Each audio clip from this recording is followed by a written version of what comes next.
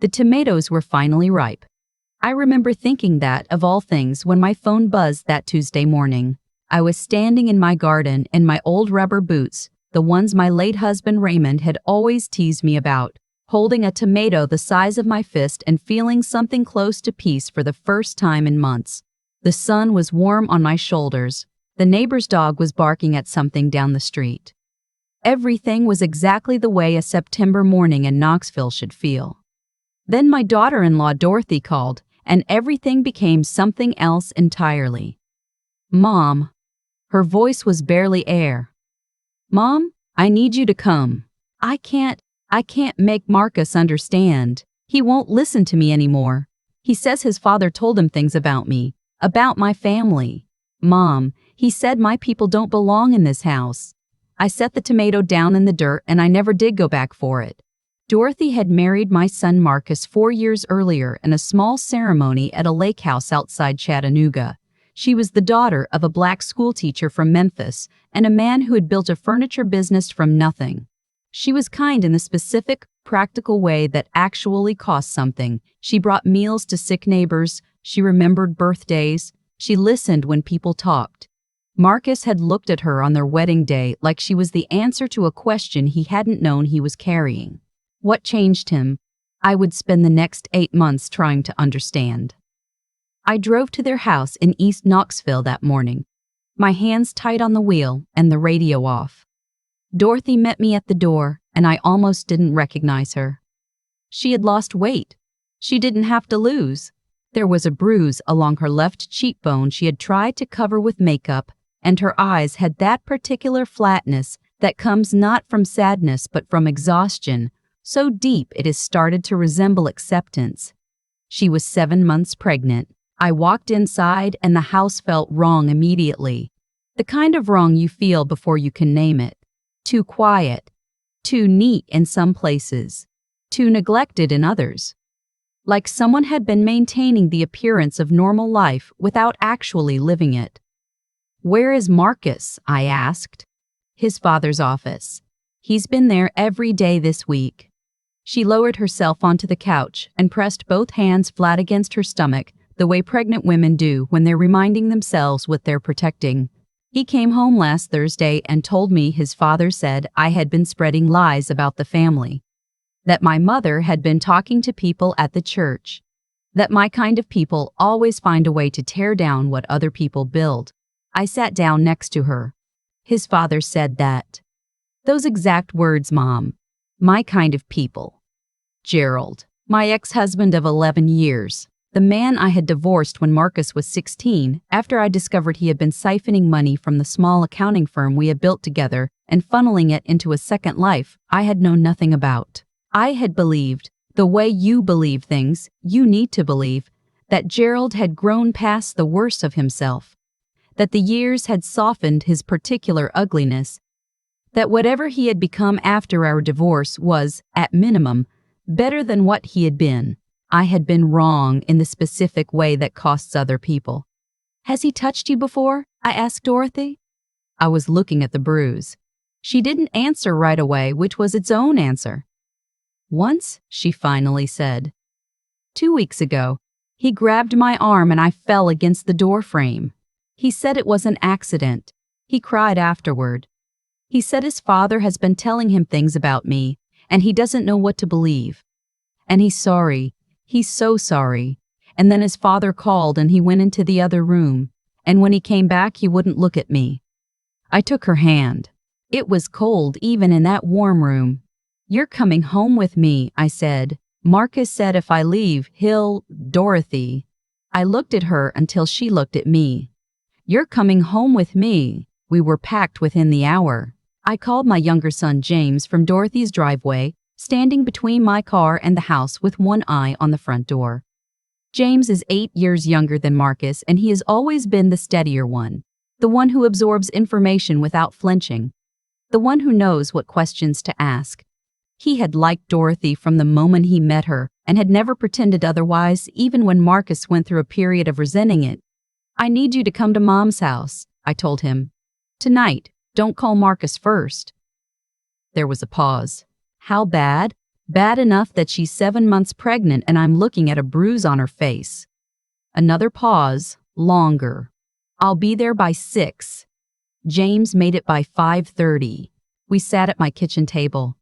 The same table where I had helped both my boys with homework, where Raymond had read the newspaper every Sunday morning until the year he died, where I had signed the divorce papers from Gerald, with a hand that didn't shake because I had already done all my shaking in private.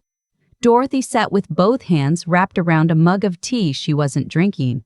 James sat across from her with his elbows on the table and his face doing the careful thing it did when he was listening hard. His father has been meeting with him every day for 3 months, Dorothy said. At first Marcus said it was just catching up, that Gerald wanted to be more present in his life. I thought that was good. I thought maybe Gerald had changed. She paused. Gerald told him I had been calling his clients, that I was trying to destroy his business because I didn't think he was good enough for Marcus, that my mother called him a racist and threatened him. Did any of that happen? James asked. Not because he doubted her, but because he needed the full shape of it. None of it. I have never called a single one of Gerald's clients. I have spoken to Gerald exactly 4 times since the wedding, all of them at family events, all of them with other people present. She set the mug down. He's been building something for months, and Marcus believes him. He believes every single word his father says and nothing I say. I thought about Gerald. I thought about the particular skill he had always had for constructing narratives, for taking something true and bending it so slightly that the bend was invisible until you were already lost. He had done it with the business. He had done it with our marriage. He had done it with Marcus in small ways throughout his teenage years. Ways I had fought against and mostly won. Now Marcus was an adult, and I was no longer in the house, and Gerald had had 3 months of daily access. He's going to try to take the baby, Dorothy said. It came out flat, like a fact she had been sitting with alone for too long. When the baby comes, he's going to try to make the case that I'm unstable. Marcus told me this was before, when he was still sometimes himself. He said his father had suggested that the baby might be better raised with Marcus's family around, without my influence. James and I looked at each other across the table.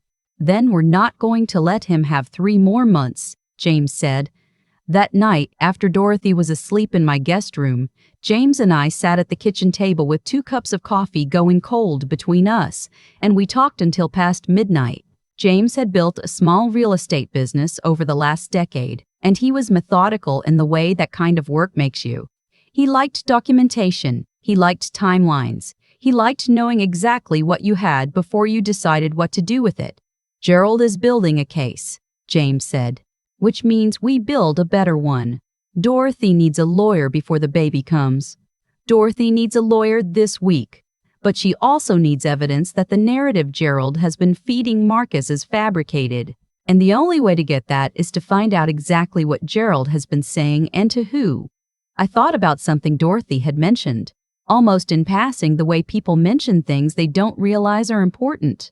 She had said that Gerald's assistant, a woman named Pam who had worked for him for nearly a decade, had called Dorothy 2 months ago. Dorothy had been surprised by the call and nervous about Gerald's reaction, and had kept it brief. Pam had said only that she thought Dorothy should know some things, and that she hoped Dorothy was doing all right. Dorothy had not called her back. I need to make a phone call in the morning, I said. Pam answered on the second ring. She remembered Dorothy immediately, and when I told her who I was, she went quiet for a moment in a way that told me she had been waiting for exactly this. I tried, she said. I tried to tell him he had gone too far. That building a case against his daughter-in-law, against someone who had never done a single thing to harm him, wasn't something I could keep helping with. What did he ask you to help with? The list was longer than I had braced for. Gerald had drafted 3 letters, supposedly from Dorothy's mother, containing racist language, letters that didn't exist and had never been sent, but that he had apparently shown to Marcus as proof of the kind of family Dorothy came from. He had hired someone to pull Dorothy's financial records from before her marriage and had annotated them with suggestions about instability that had no basis in the numbers themselves. He had told Marcus that Dorothy had been seen having lunch with a man from her office, twice, in a way that implied something that was not true. He had also, Pam told me in a quieter voice, been in contact with a family court attorney. For how long? I asked. He made the first call 4 months ago, she said, before he even started meeting with Marcus regularly. I held the phone against my ear and looked out my kitchen window at the garden where the tomatoes were still on the vine, and I felt something move through me that wasn't quite anger, or not only anger. It was the specific feeling of understanding the full shape of something ugly you had been looking at only one corner of. Gerald had not changed. Gerald had waited.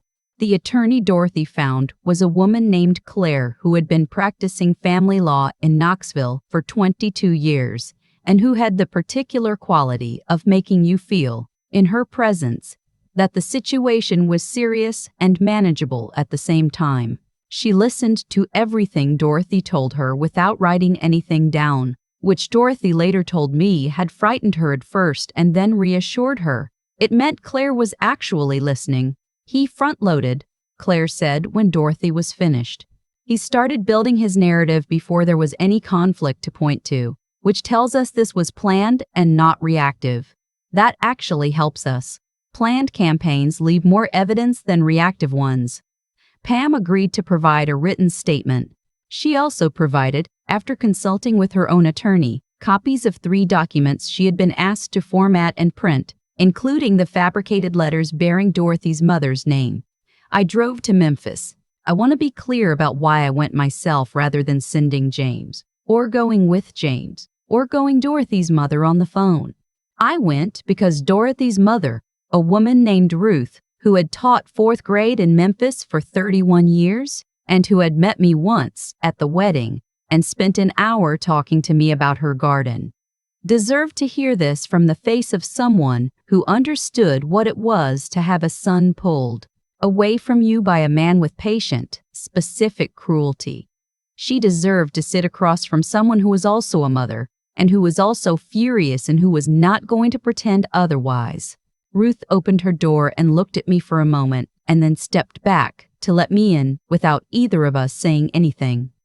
I showed her the letters.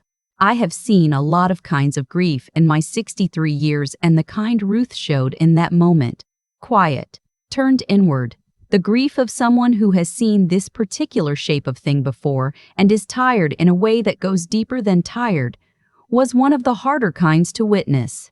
She read both letters twice. Then she set them on the coffee table and folded her hands in her lap. I have never written a letter like this, she said. I have never spoken a word like this in my life. I know, I said. My daughter is going to have her baby in 6 weeks. I know. What do you need from me? Ruth gave a statement. She also gave something I had not thought to ask for, a box of every communication she had ever had with Gerald or with Marcus. Going back to before the wedding, which she had kept because she was a woman who had learned to keep things. There was nothing incriminating in it. There didn't need to be. Its value was in what it showed was not there. No conflict, no hostility, no letters, no threats, nothing but ordinary family warmth from a woman who had been publicly accused of the opposite. On the drive back to Knoxville, I called James. He had been doing his own work while I was in Memphis. He had tracked down 2 of Gerald's former business partners, and one of them had been willing to talk. Gerald had done a version of this before, it turned out, not to a daughter-in-law but to a business partner whose wife Gerald had decided was interfering with the partnership. The campaign had been quieter then. Gerald had been younger and less practiced, but the shape was the same. Does Marcus know any of this? James asked. I don't think Marcus knows who his father is, I said. The hardest part was Marcus. I want to say that clearly because I think it is easy. When you are documenting an injustice and building evidence and talking to attorneys, to lose track of the person at the center of it, who is not the villain. Marcus was not a bad man. Marcus was a son who had grown up with a father who had been absent in the ways that matter and present in the ways that impress. And when that father had turned the full force of his attention on Marcus after years of distance, Marcus had not had the defenses to meet it. Gerald knew exactly which of Marcus's old wounds to press. He had put them there. That did not excuse what Marcus had done to Dorothy. I want to be clear about that too. James called Marcus on a Thursday evening and asked him to come to my house the following day. He didn't tell him why. He said only that there was something Marcus needed to see, and that it was better to see it in person, and that I had asked for him specifically. Marcus arrived at 11 in the morning looking like a man who hadn't been sleeping. He had lost weight in his face. There were lines around his eyes that hadn't been there at the wedding, and I looked at them and thought about what it costs a person to maintain a belief that requires them to dismiss everything they know about the woman they married.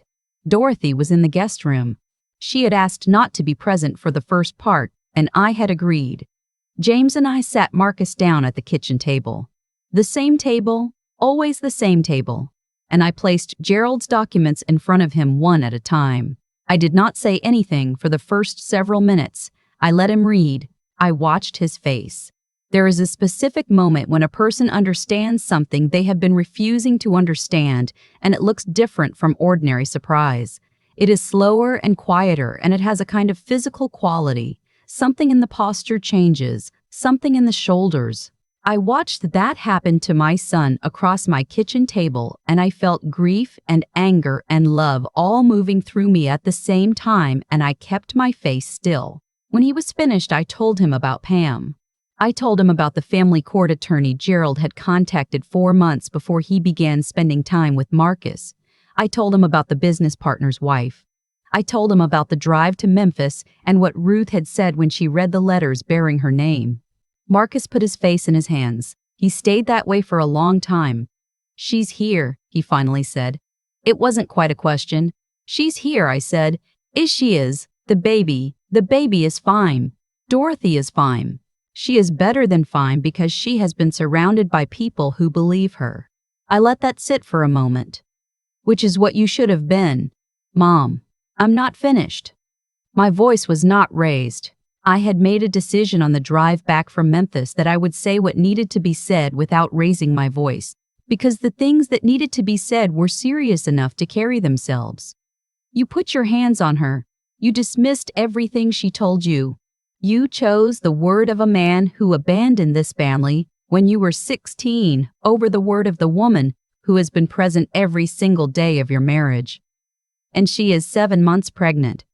I need you to understand the full weight of that before you go into that room." Marcus nodded. He was crying, which I had not expected. "I need to fix this," he said. "Fixing it is not an apology," I said. "Fixing it is a process. It is a decision you make every day. It is whatever Dorothy decides she needs from you, not whatever feels sufficient to you. Do you understand the difference?" He looked up at me. "Yes," he said. "I understand the difference." I went to the guest room and knocked softly and opened the door. Dorothy was sitting in the chair by the window with a book open in her lap that she hadn't been reading. She looked at me. "He's ready to listen," I said. "You don't have to see him today. You don't have to see him this week, but he's ready whenever you decide you want to." She was quiet for a moment. She looked out the window at the garden. The tomatoes, still there, waiting for no one in particular.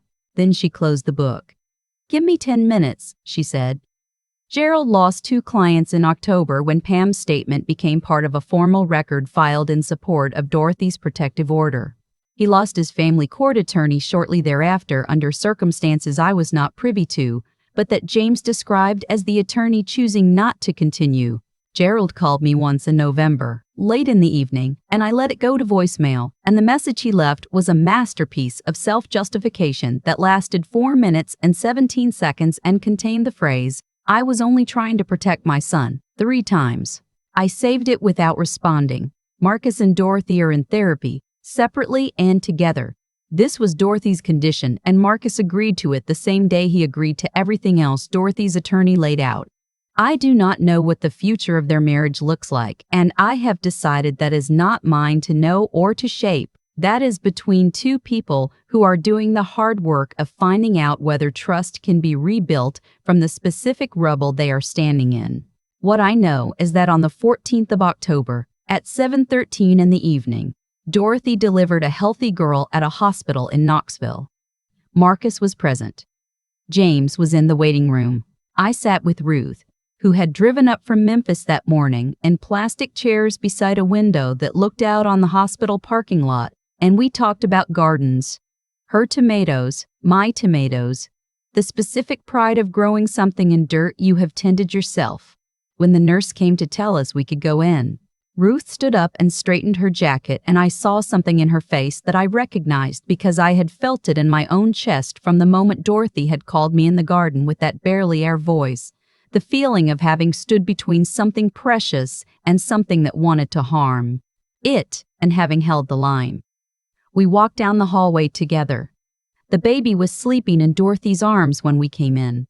Marcus was sitting beside the bed looking at his daughter with the expression of a man who has recently understood something enormous and is still finding the edges of it. He looked up when we entered and looked at me for a long moment. "Thank you," he said. It was small, and he meant all of it. Dorothy looked up at me and held out one arm, and I crossed the room and leaned down and looked at the face of the child who had been, for 9 months, the object of someone else's strategy, someone else's cruelty, someone else's plan. She had a full head of dark hair and her grandmother Ruth's nose, and she was asleep with the absolute confidence of someone who had decided the world was safe.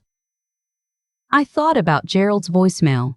I thought about the drive to Memphis and the fabricated letters on Ruth's coffee table and the bruise on Dorothy's face that first morning and the tomato I had set down in the dirt and never gone back for.